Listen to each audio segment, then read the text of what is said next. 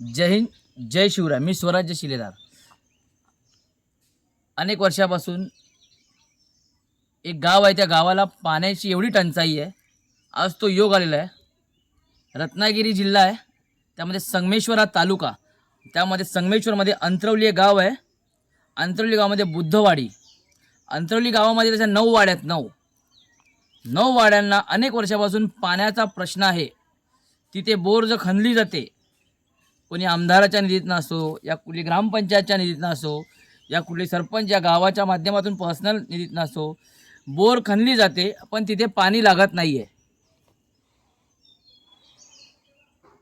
असो, पण अनेक वर्षापासून कोण आमदार होते, कोण सरपंच होते, कोण ग्रामसेवक असेल, इथनं नाही तर तिथनं पण योजना आहेत, त्या योजना लोकांपर्यंत का पोहोचवल्या जात नाही, हे विषय तुमच्यावर मांडणारच आहे.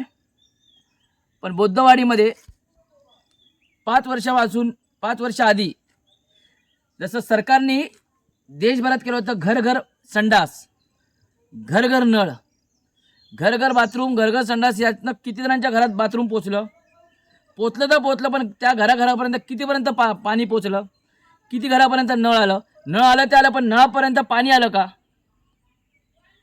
हा विचार सरकारने केला का? फक्त योजना दिल्या, वरनं पैसा दिला, तो पैसा खालपर्यंत किती जणांनी खाल्ला असेल.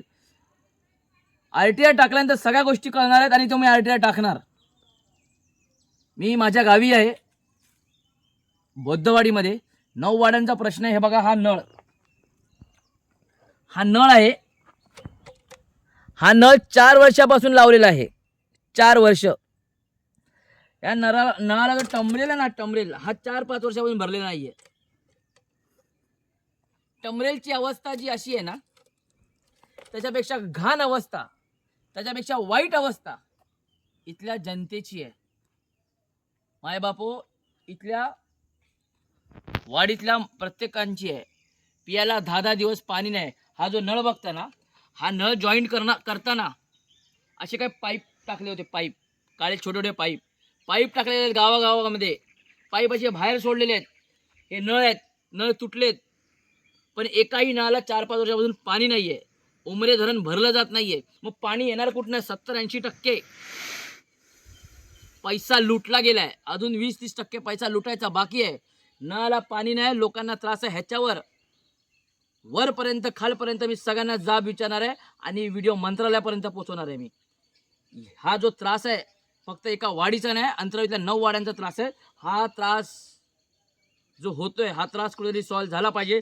इथला मग सेवक असो, ग्रामपंचायत असो, स्थानिक आमदार असो, या राज्याचे मंत्री असो, हा विषय गुलाबराव पाटलांपर्यंत पण गेला होता, पण किती लक्ष दिलं हे नाही माहिती आहे. पण आता हा विषय मी माझ्या पक्षाच्या माध्यमातून गुलाबराव पाटलांकडे घेऊन जाणार.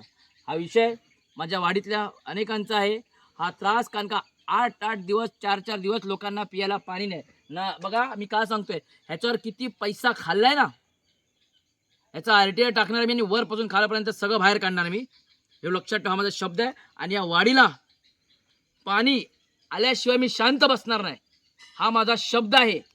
काही दिवसाआधी रस्ता बनवला वाडीला, बुद्धवाडीला रस्ता बनवला. तो रस्ता तुम्हाला दाखवतो. तो रस्ता कसा बनला जातो, कारण का प्रत्येक वर्षी रस्ता बनतो. पाऊस पडला की तो रस्ता वाहून जातो. त्या रस्त्याचा पण मी तुम्हाला दाखवणार आहे. ह्याच्यावर पण लक्ष द्यायचा, किती पैसा खाला नाही, ह्याचा RTI बाहेर काढणार मी आणि मंत्रालयापर्यंत व्हिडिओ घेऊन जाणार. आणि या वाडीला पाणी भेटलं पाहिजे, ही माझी योजना आहे. ही योजना मी कुठे ना कुठे वाडीसाठी आणणार आहे. मला माहिती आहे 9 गावातल्या प्रत्येकाने मला मदत करावी. इथे नाव झालं पाहिजे त्यासाठी नाही आहे, पण या 9 वाडीला त्रास आहे, तो निघाला पाहिजे. वाडीला असे अनेक नळ आहेत, ते नळ दाखवीन प्रत्येकाच्या घराघरात बांधलेत. आणि तो घरापर्यंत नळ पोचलेला आहे. घराघरात नळ पोचला. किती पैसा खाल्लाय, नळाला पाणी नाही आहे, हे सगळं RTI मी टाकणार. आणि तुम्ही जो पैसा खाल्लाय ना, हा पैसा जनतेचा दाखवणार. हा जनतेचा पैसा आहे. आम्ही साधी 10 रुपयाची चहा पावडर तरी घेतली, या 10 रुपयाचं साधं कोलगेट तरी, त्याच्यावर तुम्ही टॅक्स लावता. म्हणजे पैसा घेतला जातो, पण लोकांच्या घराघरात पाणी नाही. ही सगळी व्हिडिओ मी महाराष्ट्रात पसरवणार, मंत्र्यापर्यंत पसरवणार, विधान भवनात ही व्हिडिओ पोहोचवणार. मी तुम्हाला घराघरात नळ दाखवतो. चालायचे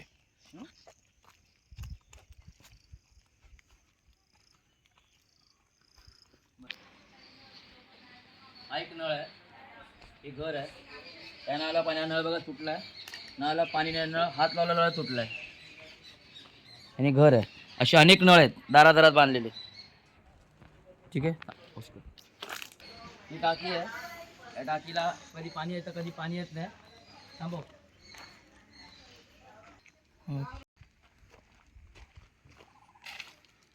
हा बघ, हा एक नळ आहे.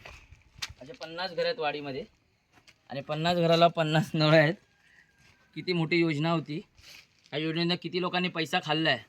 RTI टाकणार याच्यावर आणि ज्यांनी पैसा खाल्लाय त्यांचं सगळं बाहेर काढणार.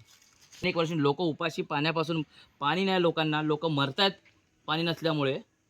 त्यांचं तुम्हाला घेणं देणं नाही. वरपर्यंत खालपर्यंत प्रत्येकजण पैसा खातोय, सगळं बाहेर काढणार. हा रस्ता आहे, रस्ता दाखव. हा रस्ता आहे. हा जो रस्ता बनलाय ना, एवढे माती टाकली आहे, पूर्ण खडी आहे बघा बाहेरपर्यंत. हा सगळा रस्ता आहे.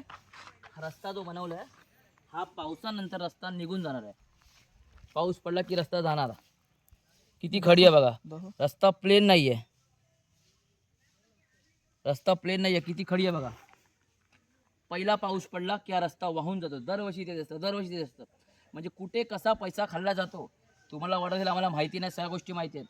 त्यासाठी मी कलेक्टरांना, मंडल जिंदाल यांना फोन केलेला होता. माझी रेकॉर्डिंग, माझ्याकडे रेकॉर्डिंग आहे त्यांची. इथले CEO मधु पाटील मॅडम, मधु पाटील, त्यांच्याशी ह्या विषयावर मी बोललो, त्यांच्याशी ह्या विषयावर बोललेलो आहे. या सगळ्या गोष्टी मी लोकांपर्यंत पोहोचवणार आहे. एवढं मोठं, हे पुढे पुढे या. एवढं असं पुढे एवढं मोठं गाव आहे. या गावाला पाणी नाही आहे. 50-60 घर आहेत, 50-55 घर आहेत. प्रत्येकाच्या घरामध्ये नळ आहे. नळ प्रत्येकाच्या घराच्या बाहेर नळ दिले सरकारने. पण सरकारने न देऊन त्या नळाला पाणी येतं काही बघितलं नाही. किती पैसा खाल्ला इथल्या स्थानिक लोकांनी खाल्लाय, या कोणी खाल्लाय, ह्या सगळ्या गोष्टी मी बाहेर काढणार आणि हा मांडणार आहे. मंत्रालयात प्रश्न मांडणार आणि या गोष्टीचा तोडगा काढणार.